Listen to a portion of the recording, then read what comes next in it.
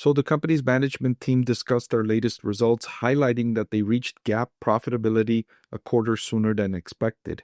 GAAP is generally accepted accounting principles without adjustments, so profitability on this metric is the most difficult profitability metric to achieve.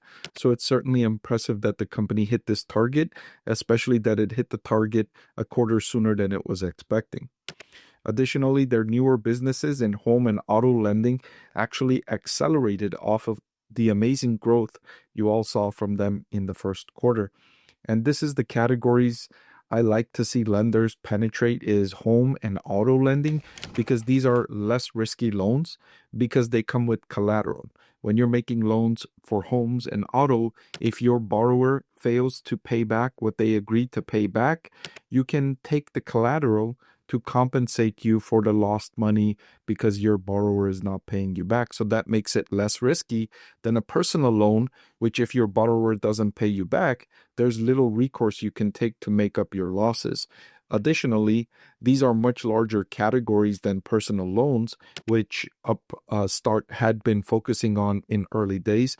So this is exciting development for Upstart stock investors. One of the reasons why there's huge upside here, because it's a much easier method for making these loans. If you've ever gone through a home mortgage process, you'll know what a hassle it is, how much paperwork is involved, and how stressful it can be to go through that entire process that takes 30 days almost, with paperwork going back and forth and all of the requirements and time it takes to fill out that document, fill out that application, not just from your end as the borrower, but also from the lender who needs to walk you through that entire process.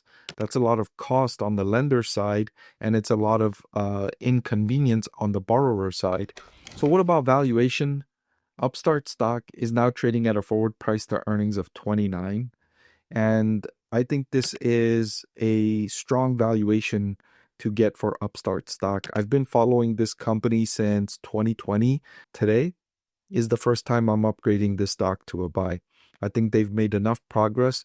They've demonstrated enough improvement to show investors the upside potential for this business, and the downside risks remain.